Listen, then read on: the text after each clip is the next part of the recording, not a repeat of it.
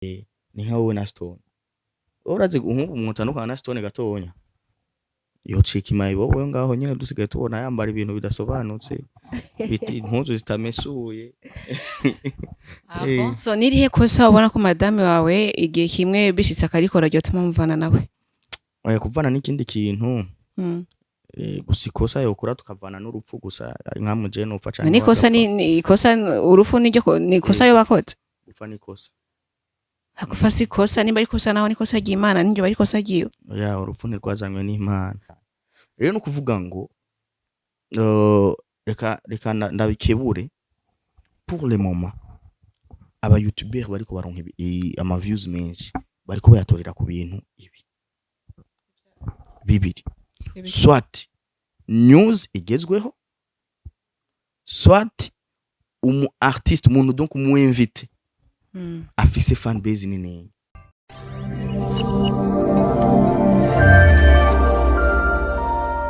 Hello guys, muraho mumeze neza, twizere ko mumeze neza aho muherereye mwese, so natwe turaho tumeze neza, turashima Imana uko biri kose yabo. Sasa rero uno munsi ndi kumwe n'umutumire atari muri babandi bimenyereye ba buri munsi, adakora vya bindi abandi bakora tumenyereye gukorana nabo, so ndabazaniye undi muntu akora ibitandukanye n'ivyo abandi dora tubakoresha. Zo sinzi arashobora kubaramutsa. Je pense ko ndizera ko benshi tumuzi, so turamukiriza abakunzi ba Senga Media. Ndabaramukije cyane abakunzi ba Senga Media hamwe n'abakunzi ba Sisi muri rusange. N'abakunzi ba Wakalight Company. Yani Wakalight Company gusa. Kuko Wakalight Company rimwo abantu benshi nari kugenda ndavuga peut-être. Rero muca make camvuga en general Wakalight Company. Mpamvu nari mbaje ko ari Wakalight Company gusa nuko ryari sinzano nabonye nimba zari start nimba zari iki wa postinze cano nyinshi ushimira abantu sinzi ibintu nk'ivyo honye. So meze neza. Ni sawa? Urakomeye? Cyane gose. Urabere? Mashi wakawaka. So ni Akes Dan tumenyereye mu muziki ndundi ndetse arimba neza, ni n'umwanditsi mwiza, ariko uno musi bigaragara ko atari ko arakora cyane, so yubahuye n'ikibazo nyabaki kugira ntitubone ibintu bikorwa nko vyakorwa kera. Kubijanye n'umuziki kujanye n'umuziki novuga ati ni juste question yuko umuntu nyene avuga ati bon il est temps yuko nshoboye kwanza kubanza kuduza ibindi bintu nkabikora navyo bikaba standard, ariko sikuvuga ngo umuziki umuntu aba yarawuhevye. Ntiwahevye? Tuziye ko mu misi tugiye kubona ibindi bishasha bisumba ivyo wakoze kera. Yeah, of course. Ego. Kana ni nkajya. No, ibikorwa birahari ni question gusa kutangura kubimettre en ligne kubisohora. Okay, merci beaucoup, tuziye ko bizuza bishushe cyane kuruta. Iciza no konsaba fans bazi capacité yo kuririmba kwanje canke capacité y'ubwanditsi bw'iwanje mu muziki, nico ciza gusa. Donc baranyizera kwa mu bintu nk'ivyo, baraza ati ko biri kose aririmba neza, yandika neza, c'est tout. Ndetse yandika n'amajambo ari mu bwenge cyane y'urukundo. Wandika iby'urukundo gusa? Cyane.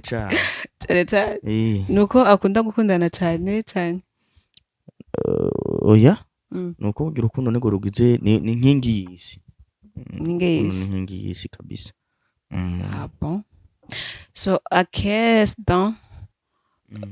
amaze imyaka ingahe mu muziki? Uvuze mu muziki rero uvuze ikindi kintu uvuga uti peut-être ndirimba mugabo umuziki je nta myaka nigeze nibona ntari mu muziki. Waciye ubwenge wibona mu muziki? Ego. Nukuri? Je umfite naciye ubwenge nisanga mu byo kuririmba nyene. Ahubwo profane ndayitanguye 2000 chanson ya mbere yasohotse muri 2006 nimba atari 5. Muri 2006? Kushaje. Aruze ngo ntuze. Okay, ninde mu star arimba umuziki arimba profane uvuga ati uyu muntu ndamwemera cyane ndetse ari na hejuru yanje okay warashoboye nivyo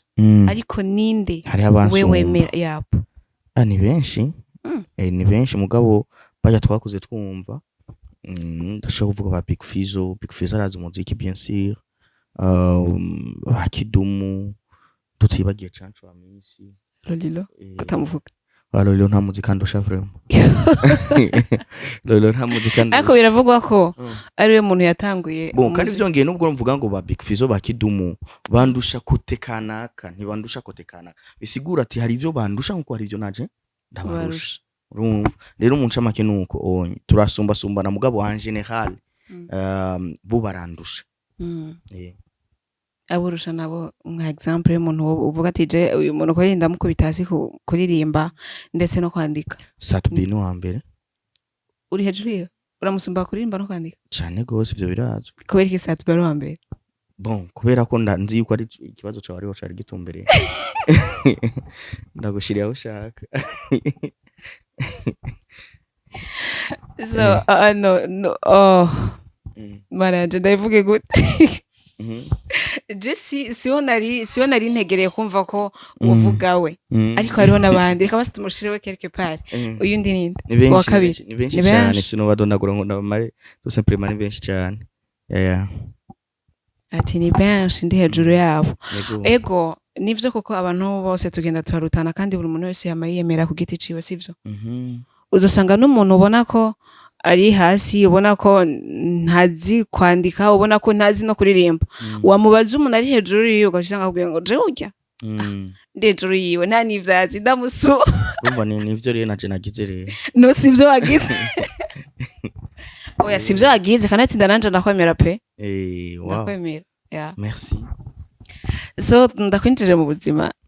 baza question si kibazo rega question aho kiri ni réponse question hiri ni ikibazo aho kiri si ivyo mbaza ahubwo nivyo nakwishura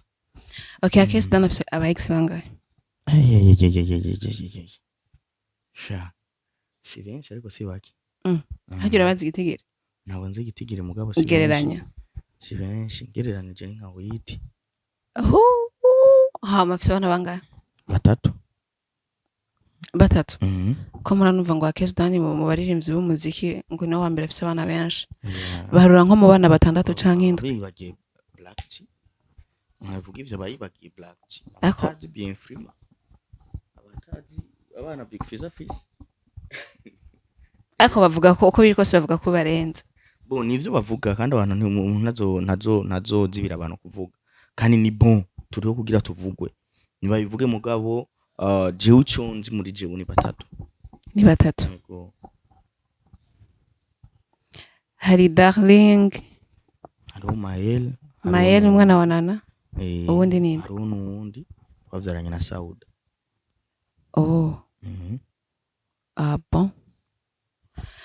ok merci beaucoup so mwe misi heze hari umuntu inzu yigeze gupangira urampangira inzu vyagaragara ko wenga yarafise inda yawe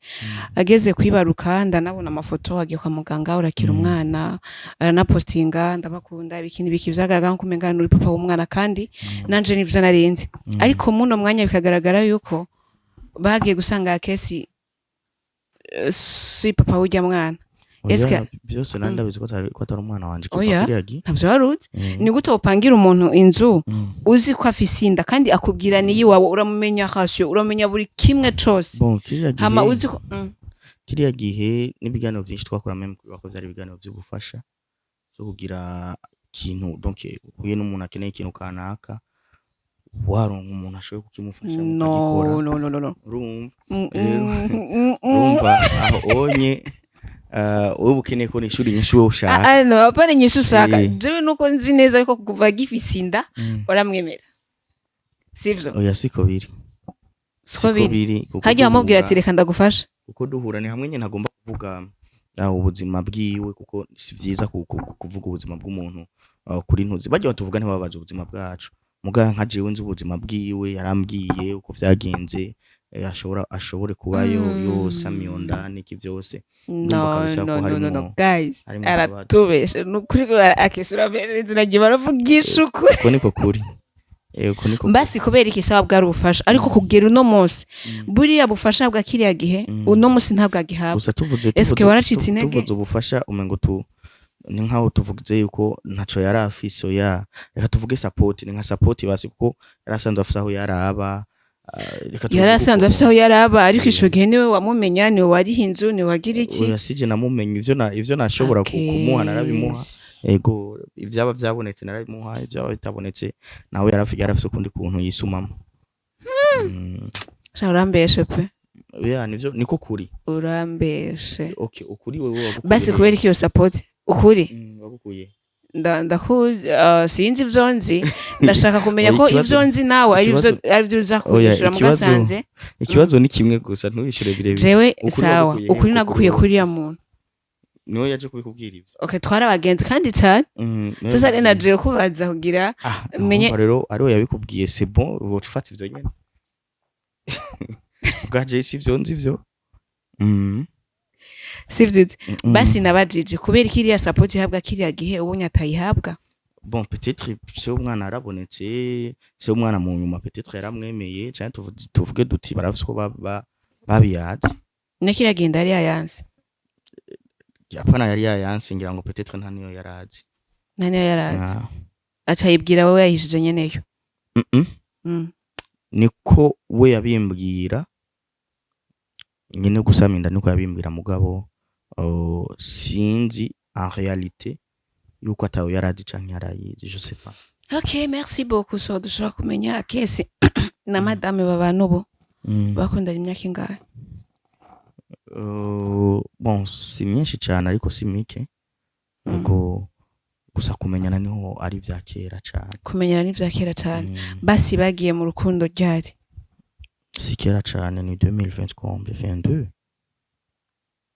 2022 ego mwari mwaranyere imyaka ingahe? Imyaka ibiri ego. Okay, bon nico kintu ubona kuri madame wawe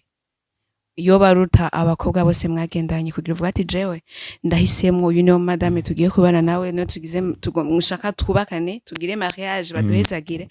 me kuba ex bawe atarubwo uyumvira tuyu muntu yombera umugore ndamushire mu nzu nicaye kintu ubona madame wawe abasumvya vyinshi kintangaje nuko ico kibazo benshi baguma bakimbaza mu biganiro ngoma nkora ariko le façon ndacishuramo umenkoma ndiko ndagaya abo bandi ariko mu ncamake Imana irafise kutegura ibintu vyawe sivyo? Okay, ni Imana irafise kutegura ibintu vyawe ati wewe n'uyu muntu muzobana ego rero urumva wisha kugende hariya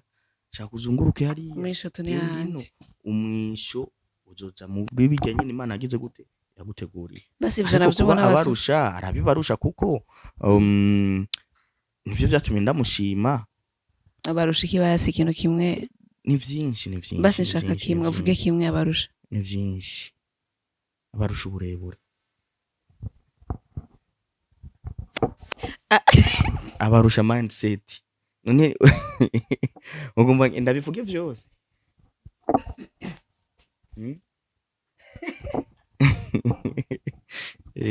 ariko ni murebure cyane ku buryo abufi nacaransunze uburebure nimba tavyirabo zavray oho ukuri none bisigura ko abakobwa bose bagendanye nawe atamukobwa mu numero yarimo kumusumbya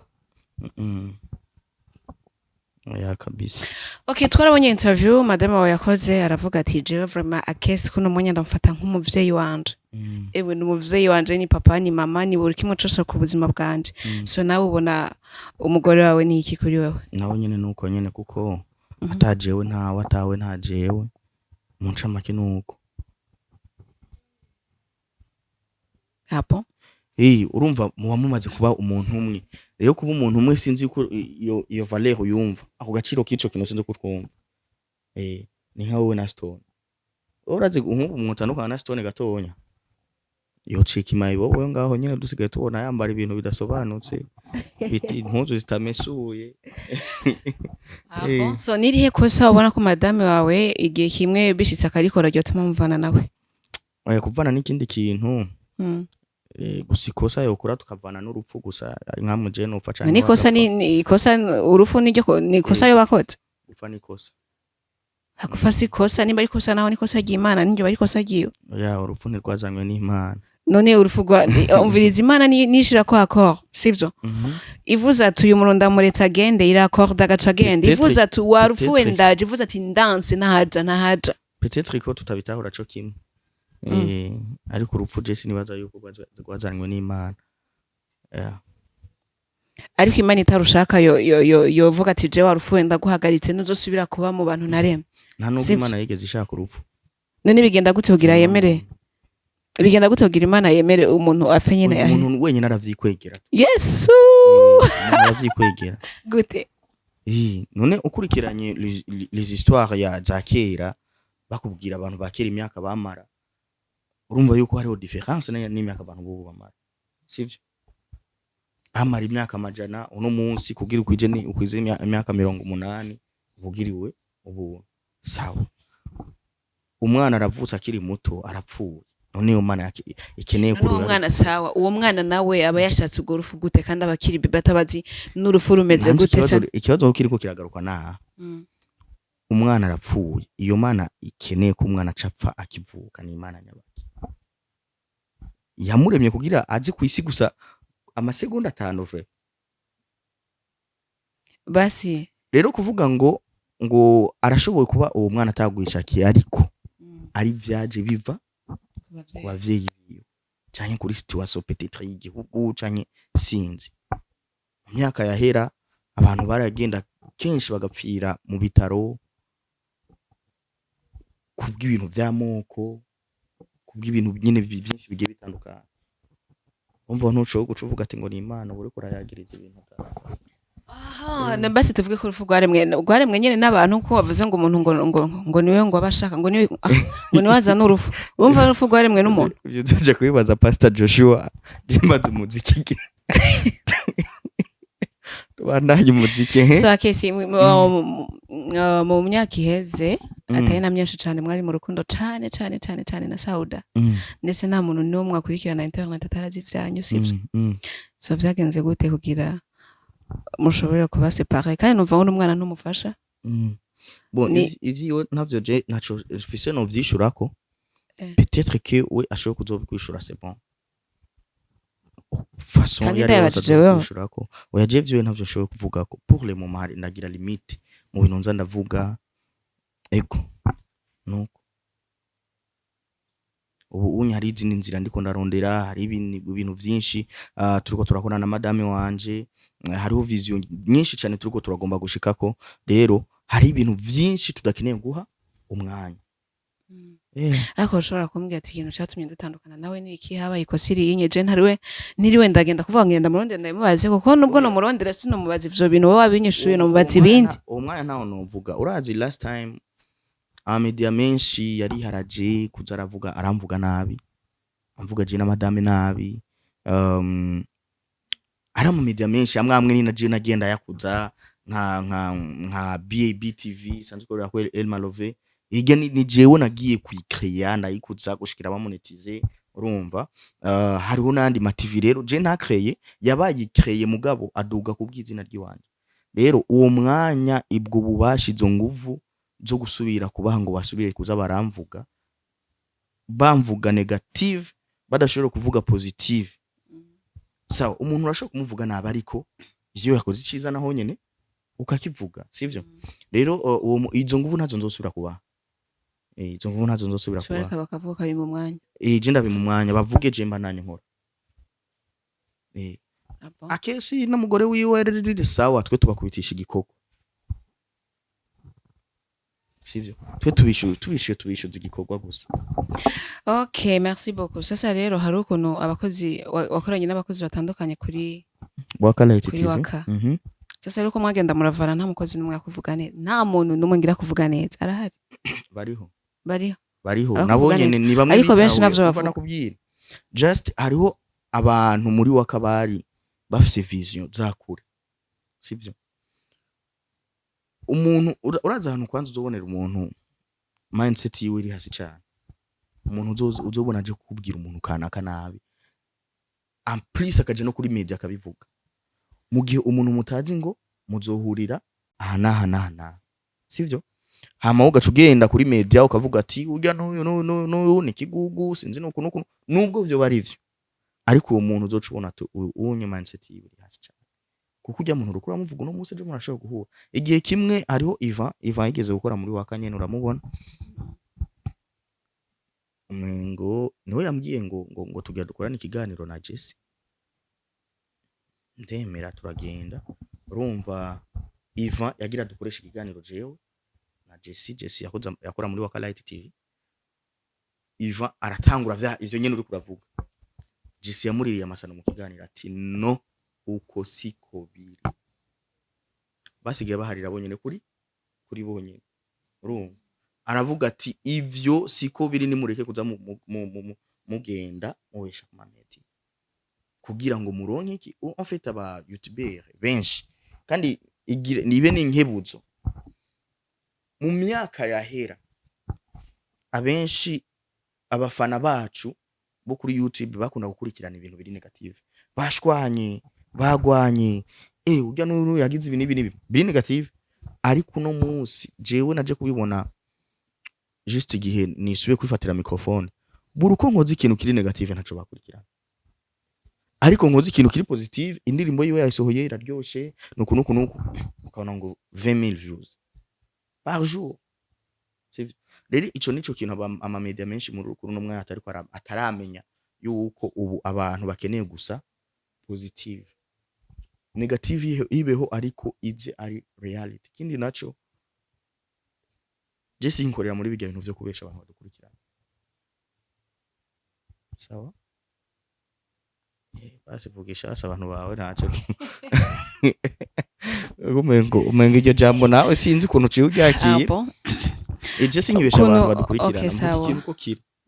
ndabakushikirije inkuru nuko nyene imeze nuko nyene bimeze ko nyene ku ruhande uvuga ati jenga hanye zabindi ngo ati ngo sinzi ngo arapfuye ni mutabare kandi adapfuye. Okay, bisigura ko iyo niyo strategy wakoresha kera sivyo?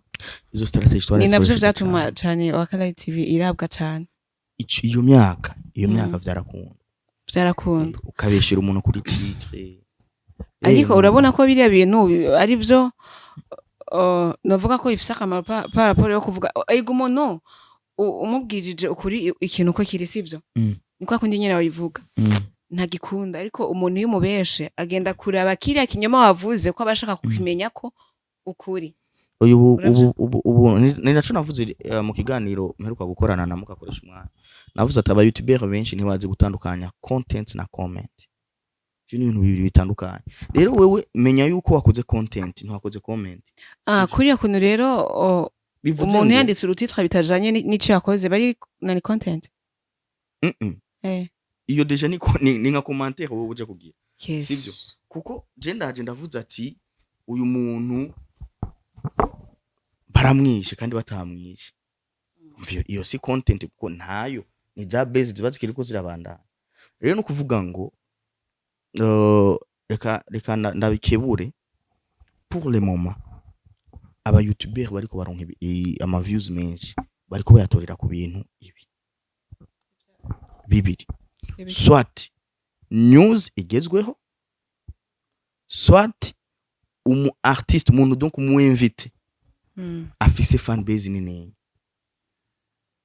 Uragitahura ico kintu pour le moment nk'akarorero Dramati nta bintu vyinshi ariko aravugwa ko, ariko umukoresheje ikiganiro abantu baragikurikirana kubera iki afise fan base. Hamwe nabijya riruza ubuni inkuru iragezweho, Miseri kayitavye Imana ni inkuru igezweho, Bifesi na Dramati bashwanye, sinzi Bellissima bamwandikira ibifaransa ariko arashwana n'ujya mu mama, kandi usanga abantu benshi babikunda. Voilà, izo nkuru abantu barazikurikirana ku bwinshi. Ariko ngo aragwaye amaso agemura ngo sisi bamufatiye ku mugabo bige nubwo basi bwo byo byabaye si ibintu byo kuzara kuri media, sisi none baragufatiye ku mugabo mbeba niwe bafashe cyane n'umugabo bagufatanye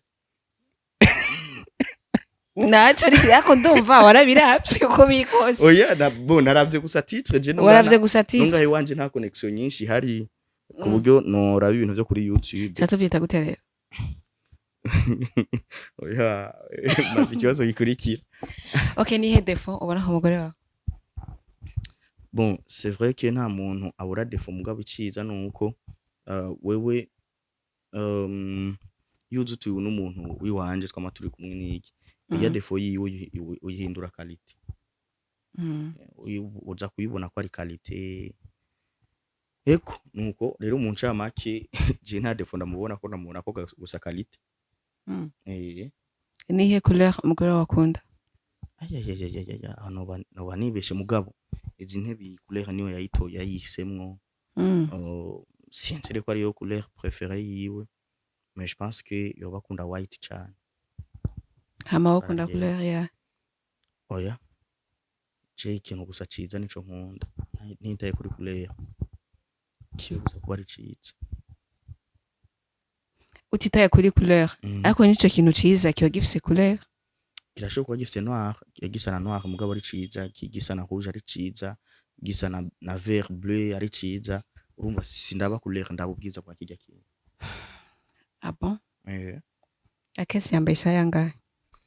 ni isaha y'amafaranga makenya cyane anga imbatari banga reka nabwire nayiguriye umusuma aguriye umusuma yari yayivye nayiguriye umusuma kandi maze igihe kirekire iranashaje ejo baraguza ngahe none bivuze ngo nayimuguriye 30,000 ego atari umusuma naho yari kuba yivye ari umusuma nibaza ko ari 95 hapo twarahuye tumwe barabara ati vipi aka kantu ukabona gute nanje ndaraba ati ntayikunda kuri nyina ati wewe urabona wewe uri umusani twemera je nakubwije ukuri 50 ndayikuyana ndavuga ati mwe muranabesha cyanda muhayo rero niyumvira aratora wayo atoboye gutwe bon ni look tugusa umuntu abari ko ararondera ni look abantu benshi bayifata nk'ubuempoli nk'iki none kera ntibayatobora bagatora n'ibidakikwiye gutobogwa batobora ibihino ne kera byinshi cyane tugiye mu bintu by'imico n'imico kama n'imico nakaranga baratobora tu bagatobora tu none batobora iki bareka tuvuge gusa uko nyene tu so guys tugiye muri wa mwanya wacu utuntu n'utundi gusa ndizera ko akezi umuntu azi indimi cyane je pense que nta kintu kimunanira uragerageza ikizino mu Giswahili niki ikizino uwo ni uwoya ibintu nk'ivyo yego ni ibintu nk'ivyo nimba ntibeye ajya umuntu yitwa uwoya bwitigise umenga ndaza umuntu yitwa uwoya wakina amafilm hajya reba basize ko kwitwa ikizino naho nari nibuka ariko je niko ndacumva nimba ntibagiye nukuri cingaruka ni ikibazo kuri bacita gute bacita gute so je ndakizi ariko kuko ni ikibazo mpoza buri muntu wese tuba tuko turakorana nawe ikiganiro sasa rero amaze kumva ko atacuze no ndakizi me sinoshobora kwivuga ko ndakivuze kikaja en public ejo sinzo kibazo undi muntu ngo wagitere swat kibajije baca bagenda kukira kuri Google n'ibintu bisanzwe sawa baratubwira icari cyo mugabo woya je pense que bon peut-être que ntavyibuka rega ni atari n'ikirundi hari n'ibintu mumbaza mu kirundi hama ventilateur mu kirundi ngeke oya vyandiye nari ndampeje kuvuga niyo ntanze mu kirundi naje mu kirundi gerageza oya sinibaza vraiment ko no nacegereza nukuri igikombe naco mu Giswahili igikombe bivana n'igikombe carico igikombe kijya nyene bijya bikombe nyene bijya tumenyere kunywesha amazi bijya vya plastique noneho urazi ko igikombe ari Giswahili okay ni Giswahili hama mu Kirundi naho barukimbaje mu Giswahili ya nivyo nashatse ubwo nce ndakubaza mu Kirundi naco mu Kirundi nacunze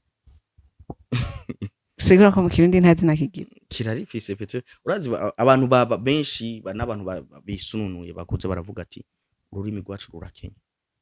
umva hari ibintu byinshi cyane mu Kirundi atavyopfa wararonze gacha bagenda kucitira bagenda kivuga mu Giswahili canke mu Gifaransa canke mu Congereza. Okay, bon, so ngiye kuvuga akantu urasubira Facebook mu Kirundi ni gute? Fibi. Instagram ni Instagram Instagram naho utumva none Instagram Instagram ipima amagarama ngahe tukibaza abantu oya ndakibajije kwanza je we naconze cameraman Instagram ipima amagarama ngahe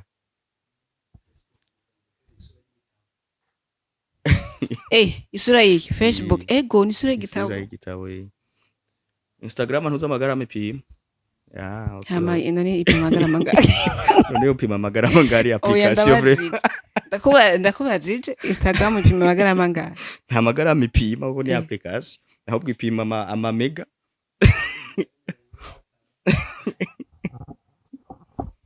bon so hari akantu ngire mvuge nshaka ko unsubiriramo kale kakuku kako kaka kalio lyako koliko kaka kako wapi kaka anicho numvise kale kakuku kako kaka kalio lyako koliko kaka kako wapi kaka ni wow navyo numvise mugabo Philippe ziragerageje kumva sinzi ko ari byo nome wa vraiment ndakivuze rimwe gusa wibagiye kaka imwe sivyo nivyo numvise nta nivyo nari numvise neza mais bravo n'abantu benshi bake bagitora so guys tubashimire ku mwanya wanyu mwakoze je pense que n'ikindi gihe akese tumurondeye azoduha umwanya tukaganira cane gose nonga ndababwira abantu getting ready vuba cane hariho film tuzobaha ego byinshi tuzobivuga mu minsi iri imbere ni film izopostinga kuri channel yande ya hehe ya madame ni shasha canke yarisanzwe hari film oya iyo channel iyo channel ni shasha ni film ya mbere izobigiyeko oya ni ya iri muri za channel nabereka ryari nashoboye kuduza mu mwanya mutonya ariko kandi rero twari tumaze n'ibihe byinshi cyane tutariko turi postinga nuko twari turi mu preparation y'izo filme ziwe ko si filme imwe amaze gukina ni nyinshi hariho n'izindi ziri en cours donc zikiriko zirakinwa rero ni juste abantu bamubonye barabona ati brand yiwe baravuga ati ko biri kose umuntu tumukoresheje igikorwa kanaka co pasa nuko baraza baramproposa turayaga tumaze kuyaga turavuga duti reka dukora ico gikorwa kirakorwa kirashimwa kiranaronka n'isoko mu nyuma niho naca mvuga ati reka ace bandanya rero agira gute akina n'izindi filme rero ziwe personnel bwite nubwo niyo abantu benshi bibajije ko ari yiwe nuko izoja kuri channel bita gute Kevin Kevin apo so tubatumire cyane gukurikirana iyo filme ya Kevin wa Akesi mutibagira kuzakora vya bindi dusanzwe tubasaba buri munsi gukora subscribe comment hamwe na like zanyu ziba zikenewe so merci beaucoup tubashimire mwebwe mwese mwadukurikiranye aho muherereye mwese so ciao